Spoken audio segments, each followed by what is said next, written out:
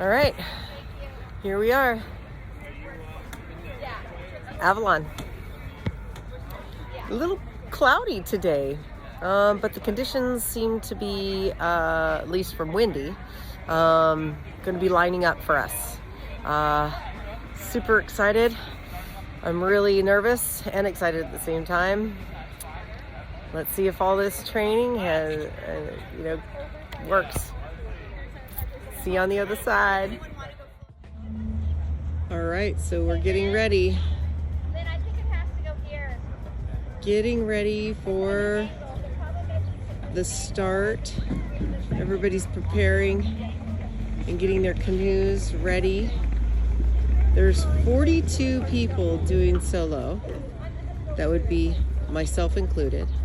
And then there are another 58 to 59 racers or boats that are doing the relay. This is what I've done to my boat. I've got my hydration pack. I've got my extra paddle. I've got my food. I've got everything ready. My food, my boat all lined up. I'm ready to go. And look at that beauty.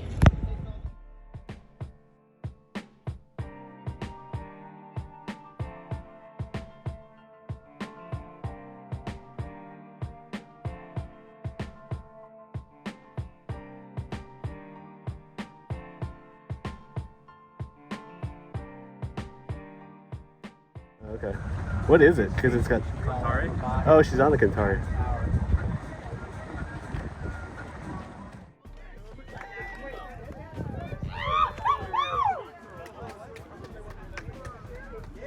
Come on, Susie!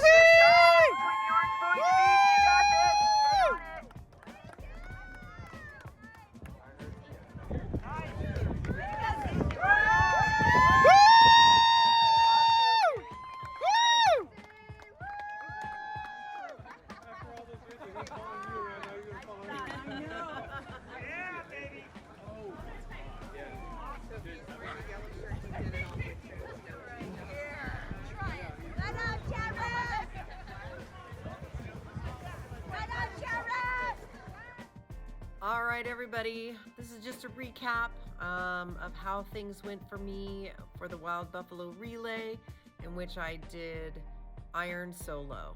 And I'd have to say that this is probably one of the more challenging things that I've done in my lifetime.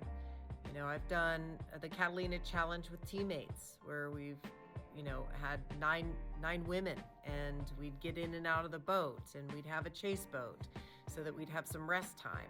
And then I also did this from the Nawahine, which is a 44-mile race, and it was 9-man.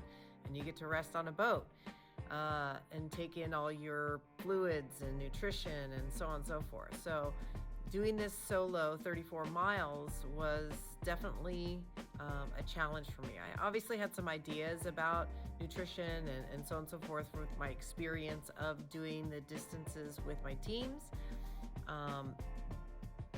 And I have to tell you, doing it solo, I didn't have that experience. So that's one thing that I'd like to get dialed in the future.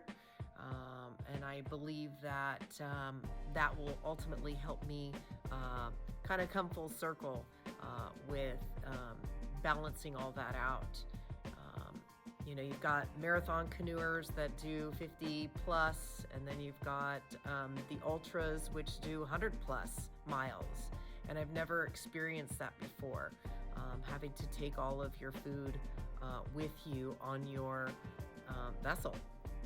And I believe that kind of weighed me down a little bit. Maybe the choice of my canoes was, I don't know, not relative to all the weight that I had put on it, although I did measure everything. And it was about 17 to 20 pounds that I added onto my canoe, which in the future may change my selection of canoes.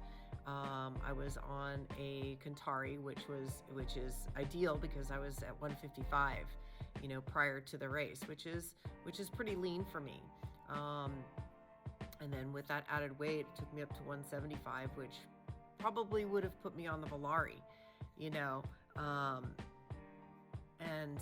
With my experience of kind of, I got sick in the middle of the channel. I mean, it was quite an experience of being, it was not from being seasick. It was actually from my nutrition and lack thereof, or improperly mixing, or, you know, what have you. It could have been a number of things, but I did learn quite a bit. So with that being said, my goal was to get under 6 hours in 34 miles. And I did that. I did it in 5 hours and 52 minutes, I believe. I haven't really looked at the results, but from my watch, I did stop it a little bit late because as you could see, at the finish, I was laying down in my canoe without being able to do pretty much anything, because I was really powering through the final leg, the final 4 miles. But I wasn't searching for results other than to finish, and I did just that. So given the opportunity to do this again, I would, in a heartbeat. It showed me a lot about myself, and I'm grateful for the opportunity to be able to have my body move like this.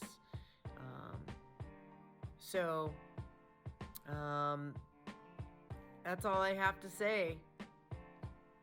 Like and subscribe, and I will continue to give you more workouts that'll help you with your, ultimate shoulder strength and strengthening yourself for a better tomorrow.